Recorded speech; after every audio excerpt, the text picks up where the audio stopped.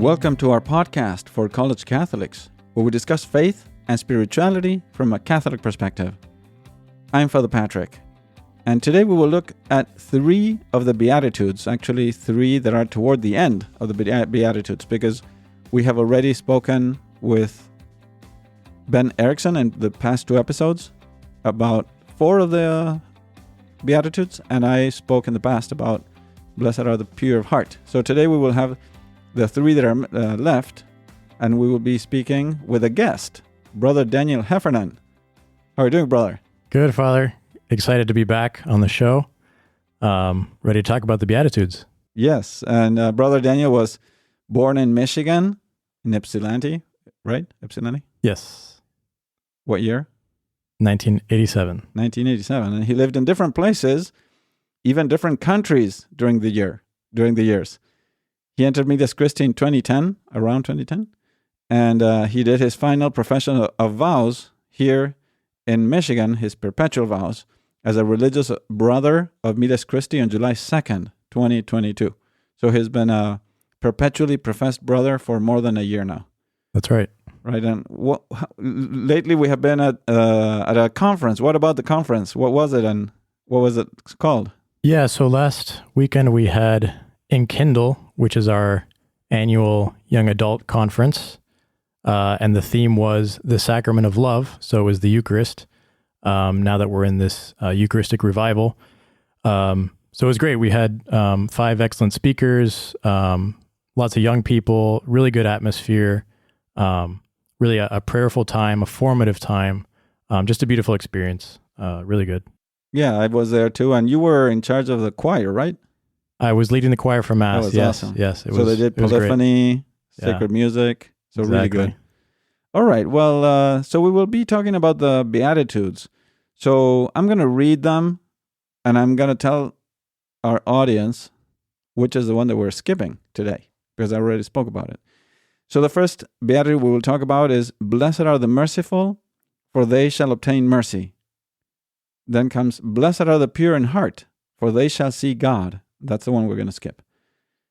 Blessed are the peacemakers, for they shall be called sons of God. Blessed are those who are persecuted for righteousness' sake, for theirs is the kingdom of heaven. Blessed are you when men revile you and persecute you, and utter all kinds of evil against you falsely on my account. Rejoice and be glad, for your reward is great in heaven. For so men persecuted the prophets who were before you. So up to there, the gospel that is taken from the Gospel of St. Matthew, chapter 5, verses 7 through 11. So as we mentioned in previous episodes, these Beatitudes are part of the Sermon of the Mount, which are in chapters 5, 6, and 7 of St. Matthew. And these Beatitudes are at the beginning of those chapters. And in that Sermon of the Mount, we find several aspects, fundamental aspects, of the teachings of Christ.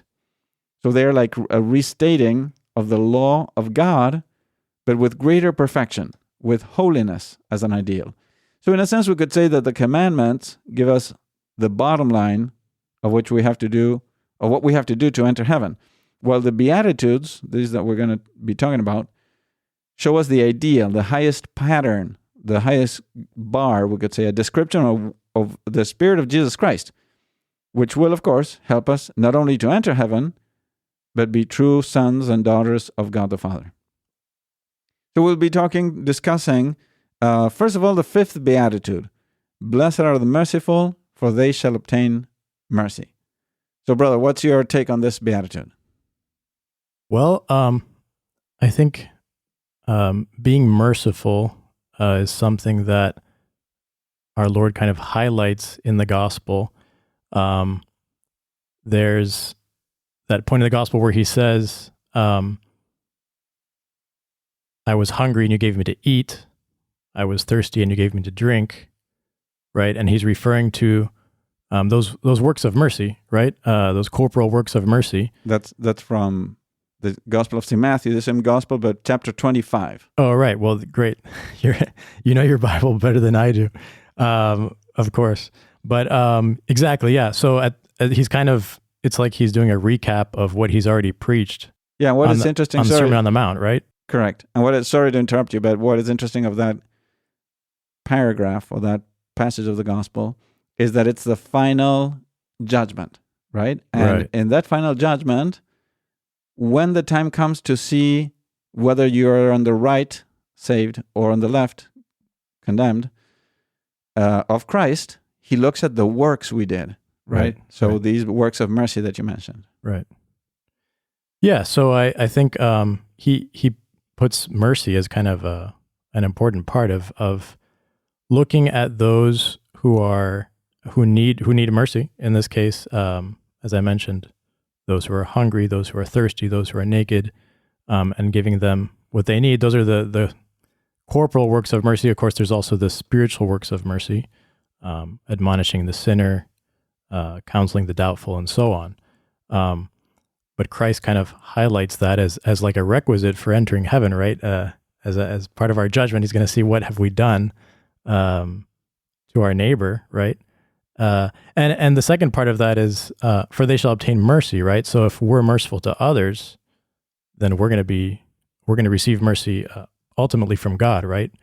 In the same way that in the Our Father, we ask for forgiveness as we forgive those who trespass against us. So if we forgive others, then we can be sure that God will forgive us, right?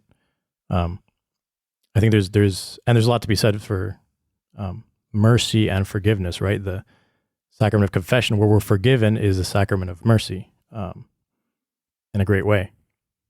Right here in the Catechism, for those who want to look it up, number 2447, 2447, it says, the works of mercy are charitable actions by which we come to the aid of our neighbor in his spiritual and bodily necessities, instructing, advising, consoling, comforting our spiritual works of mercy, as our forgiving and bearing wrongs patiently. The corporal works of mercy consist especially in feeding the hungry, sheltering the homeless, clothing the naked, visiting the sick and the imprisoned, and burying the dead. Among all these, giving alms to the poor is one of the chief witnesses of fraternal charity. It is also a work of justice, pleasing to God. So up to there, the Catechism.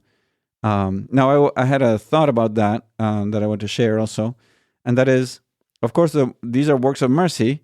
And mercy, the text in Latin says Beati misericordes, right?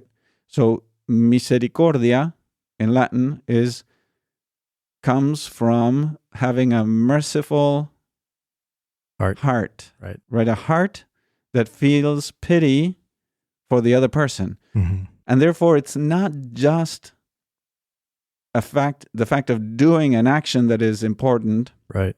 But having a heart that is able to put itself in the other person's difficulty or predicament, right? And try to see the world from that other person's point of view and feel compassion. Right. And then, yes, if possible, try to help in every way that one can. Right? And in some cases, it would be very important to forgive an offense, or to teach the truth, or to give guidance and counsel or suggestions, or good inspiration. Right. Yeah, and I mean, at least the way these Beatitudes are translated in English, it's blessed are the merciful. So it's like a constant attitude, right? A be attitude. You're being merciful, and not necessarily blessed are those who perform works of mercy, right? Like you said, it's an attitude. It's a way of life. It's a disposition. It's deeper than just the external action. Right. Which we might do, of course, every so often. But if we have that constant,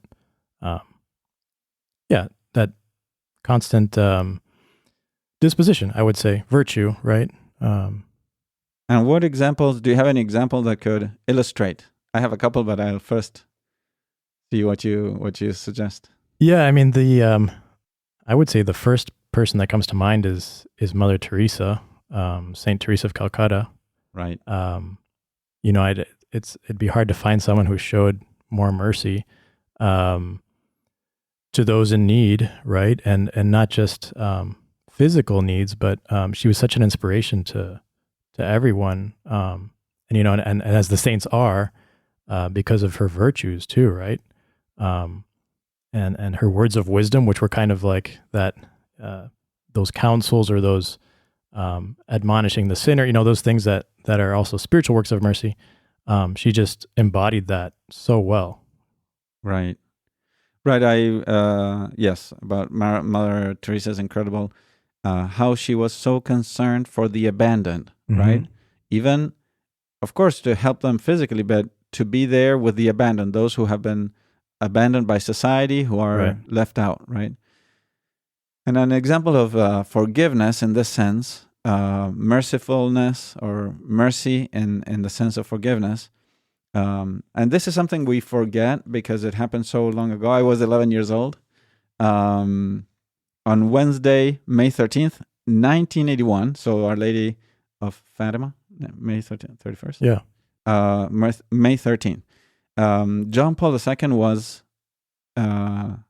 they tried to assassinate him, to kill him. Right. So it was Mehmet Ali Akka, right? He shot at the Pope from very close range 3 times, and he almost died, right? Yeah.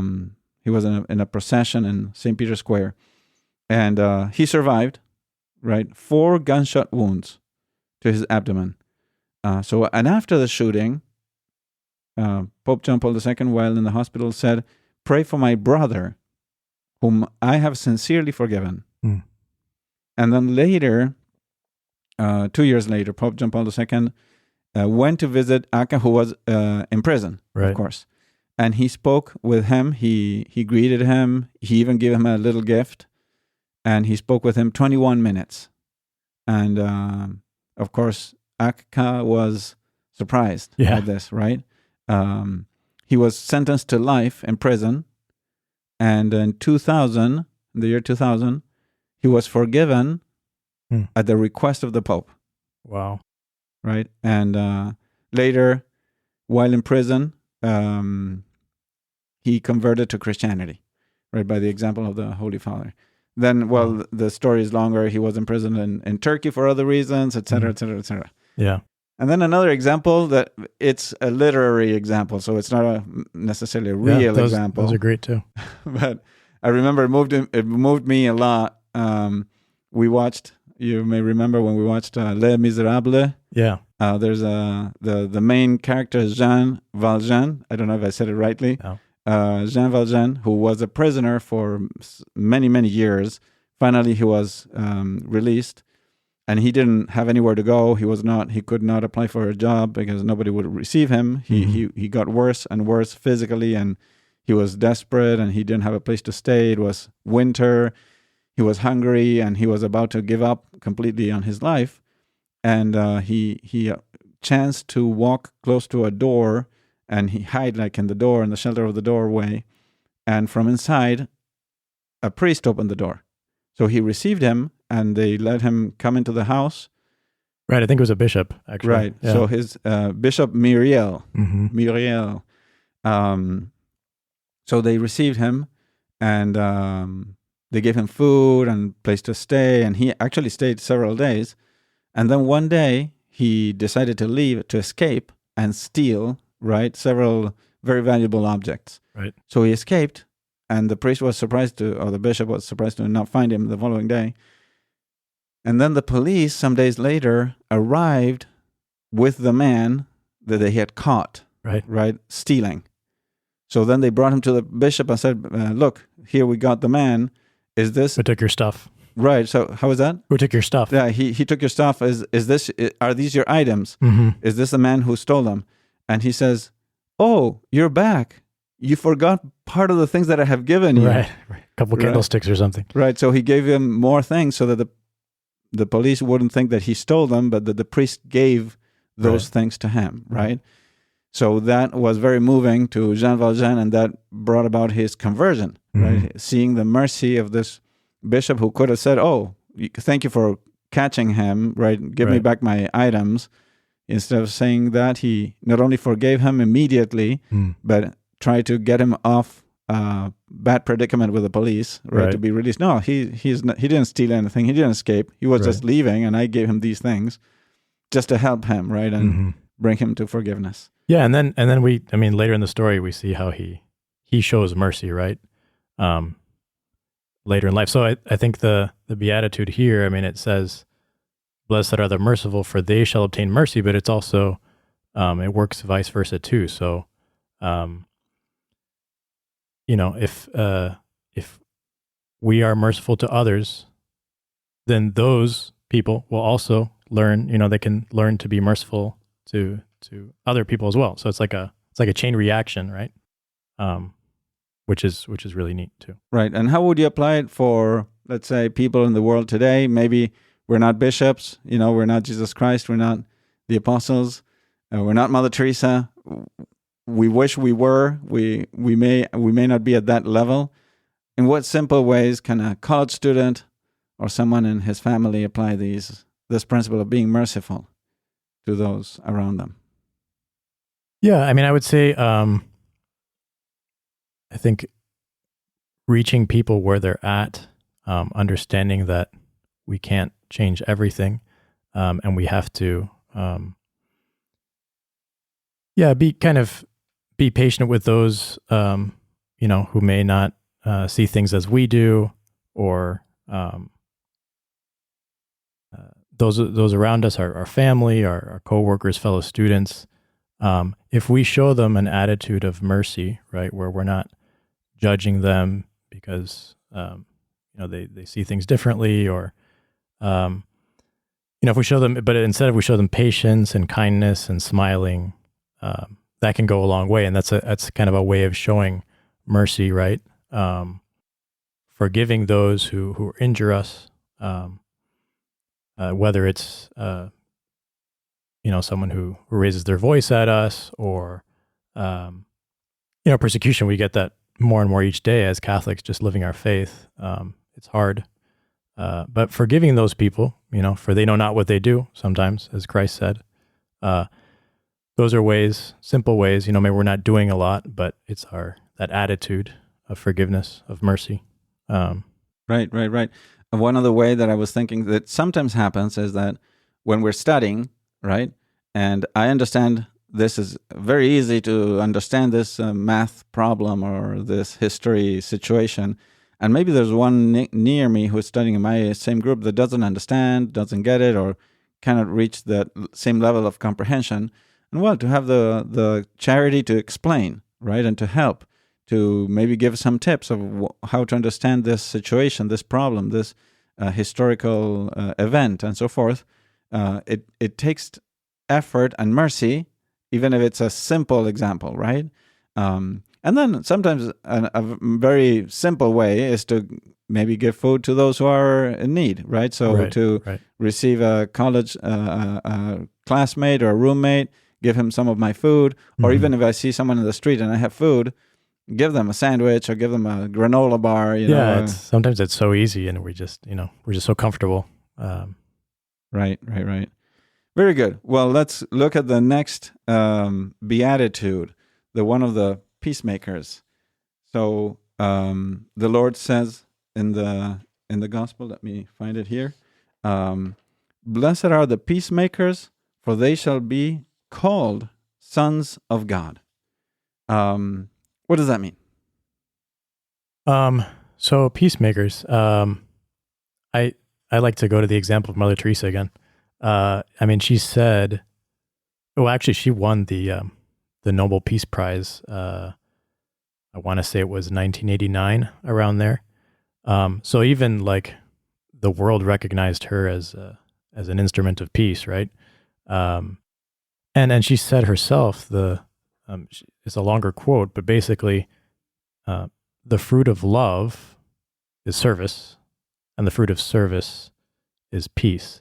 And we see that in her life and in her missionaries, the sisters, their love for the poorest of the poor translated into service, right? They were taking care of their needs, And that brings peace, right? Because they're dealing with poverty and loneliness and all those things that cause disorder in the world, right? As a result, which are a result of sin, ultimately, right? So I think Mother Teresa is also in this. She's a peacemaker, and I think, and we could probably say that with most of the saints, that we don't just see one beatitude. It's like they live several, and all of them, right, in one way or another. But that's what comes to mind for me. Right. And also, peacemakers, it means a peacemaker. This is a translation, right? It says in Latin, beati pacifici. So those, it would mean those who foster peace. Mm-hmm. And that peace is twofold, right? First, my interior peace. Right. And then peace with God and with others, right? So in order to obtain true peace among men and true interior peace, there has to be first peace with God. Right. And therefore, for example, the sacrament of confession has to do with peace. Exactly. Trying to live according to the law of God also brings interior peace. And therefore, the peace among men is based on a true loving relationship with God. So we can be peacemakers, but we have to seek the peace with God first, right? So to avoid anything that harms our relationship with God, to foster through prayer our relationship with God, to seek in Christ, right, that interior peace, because without God, there cannot be true peace among men. Right. So here I have a quote from the Catechism, number 2305.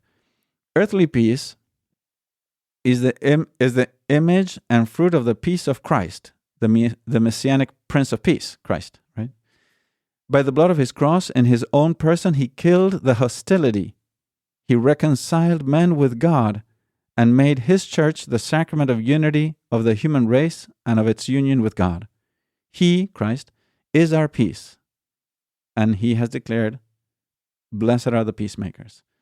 So I think that there's great examples of the saints, right? Many, all of them in some way try to bring peace among opposing factions. St. Catherine of Siena comes to mind when there were all these people that were attacking each other in the towns. Once, in one occasion, she stood in front of the people that were coming to attack a particular building. I think it was St. Peter's, I'm not sure. And she stood in front of them and said, "Why are you doing this?" Right? So we shouldn't be fighting each other. So peacemakers, the saints are great peacemakers. So I think it's also something we can do, right? And that's what I encourage all people to do within our family. Many times there's situations in which siblings or cousins or parents with children with parents, and so forth, there's misunderstandings, there's animosity, there's almost like feuds, right? Like long-lasting animosity. And that's where we can try to forgive. First of all, it's radically important to learn to forgive, because then you can encourage others to forgive. And that's where peace comes from, right? And above all, to try to be more united to Christ. In that union with God, we will get a little bit that interior peace that will bring more peace to the world. Right, and he's kind of the model, right? Like you said, the Prince of Peace. And it's interesting, he, as far as I know, kind of the first time that he, or where he more strongly emphasizes peace, when he says,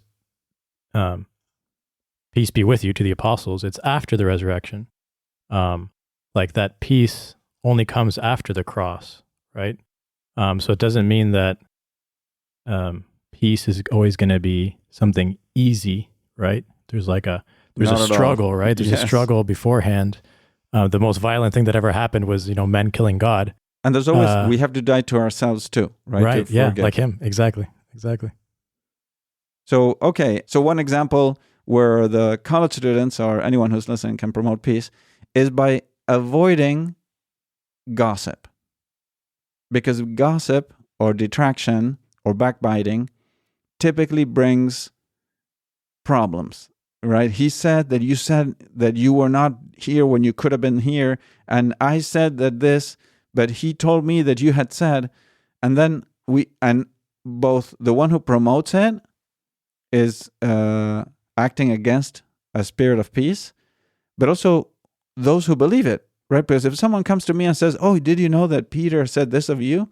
Okay, so that's hearsay in a court of law. That doesn't go. It doesn't work. Right. It's not a reason. It's not a good argumentation. So in the same way, we could say, well, if he has something to say to me, he can say it himself, right?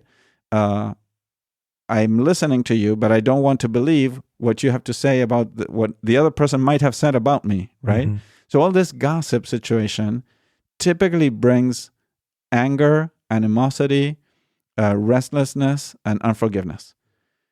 So to cut that short is something very doable, something very real, and something very concrete. And that's what I would encourage everyone to do. Okay, so let's go to the next one. This is it's more powerful, a little bit more maybe complicated to explain. I don't know. Let's see, Brother Daniel, what do you interpret of this text? So Matthew 5, verses 10 and 11.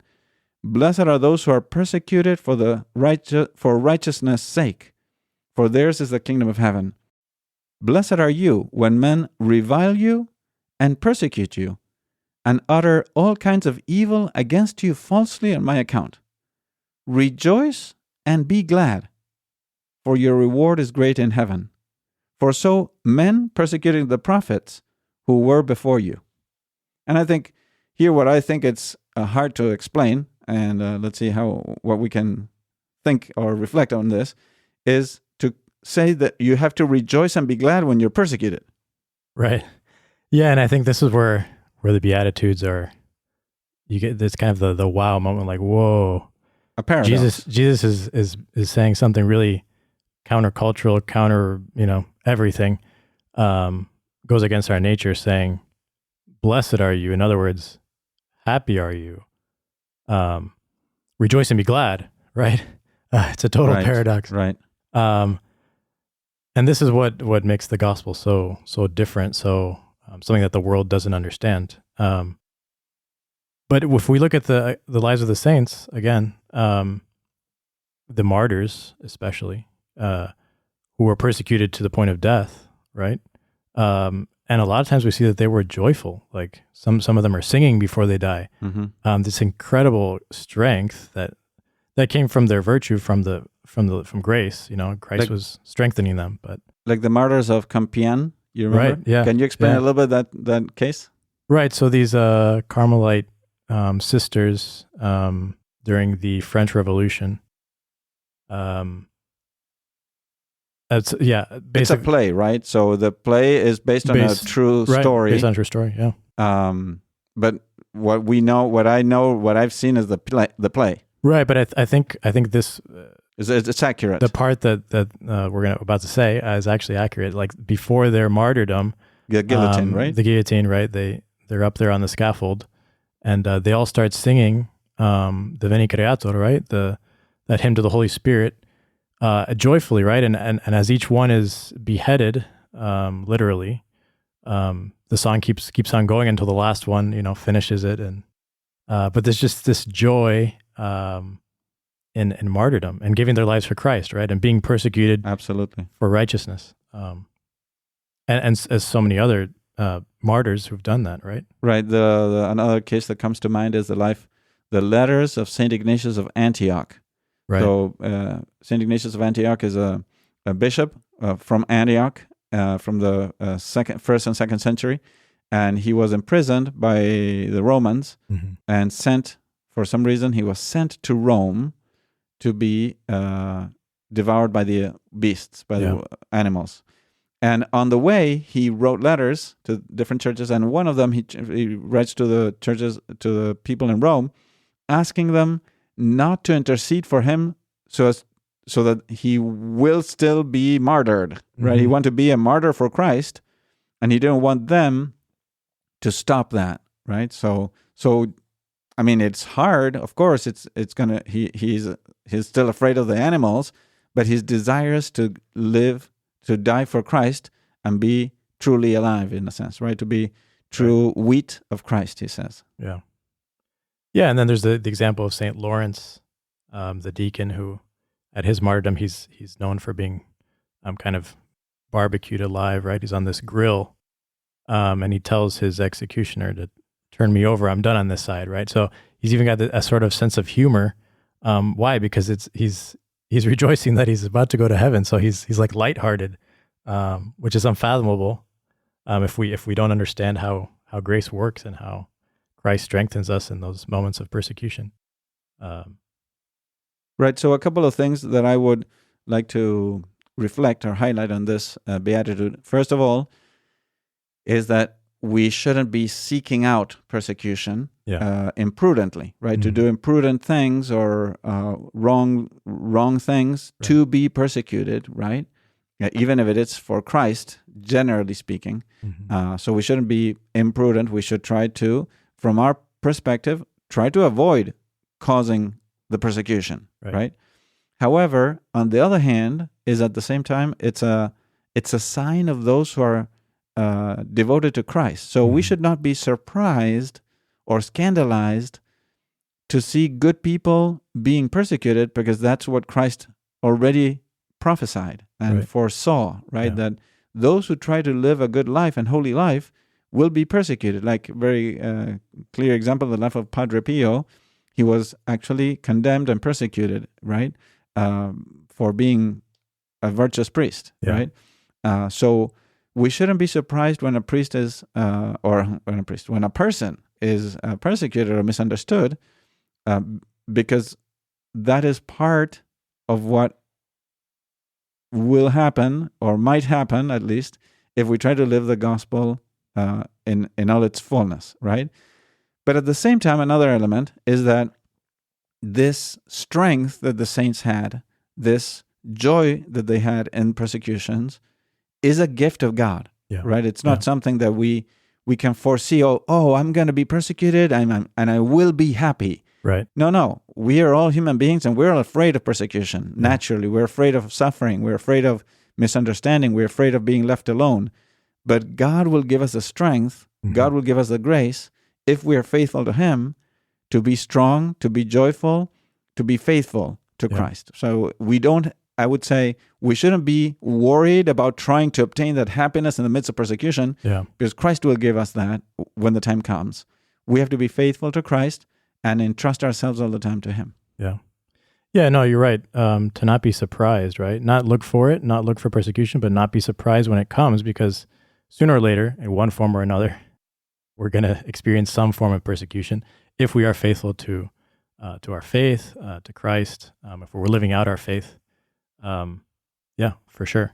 Right, and it doesn't mean that we're all going to be martyrs, right? No, right, not necessarily. Each one according to his capacities. God will grant some people the martyrdom, death by killing. In other cases, it will be social persecution, right, being left aside. Like how many people, because of their Catholic faith, don't get a job in some places, or don't get promoted, right, to higher places, or they don't get to be with the cool kids, right, because they're Catholic, right.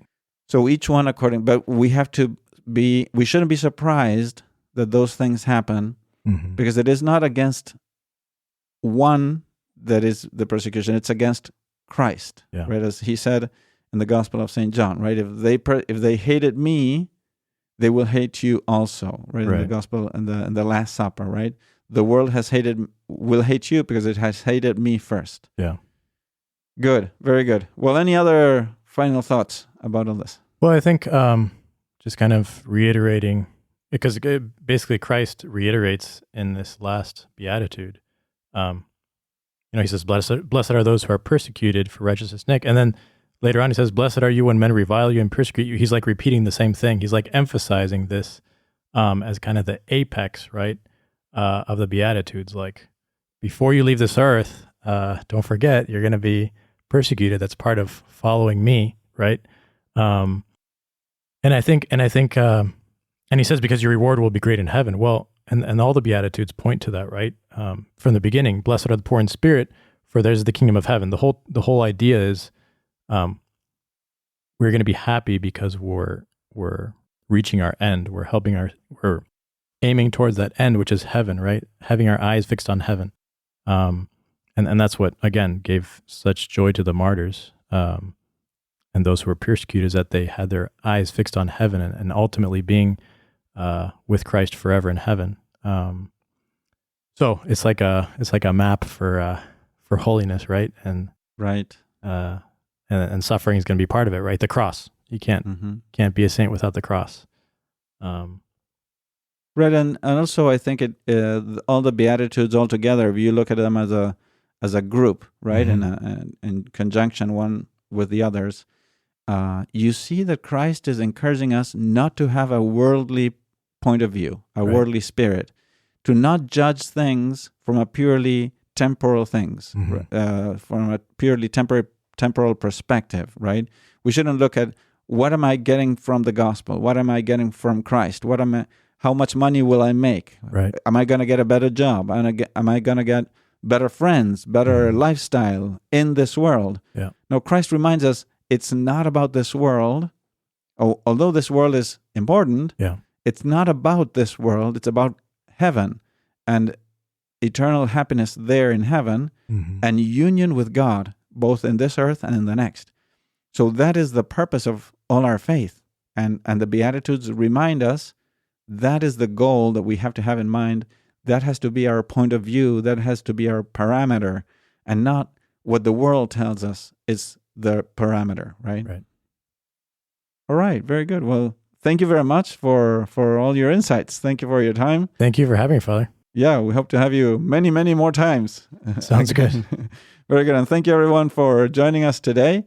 I hope you enjoyed this episode and the previous ones on the Beatitudes. We will be moving along in the section of the commandments, or the moral life, the moral section of the Catechism. What is conscience? What is grace? What is the law? And then the commandments. So make sure to follow us in Spotify, Apple Podcasts, or any platform that you use, and share this episode with your friends. I hope to see you next time. May God bless your day.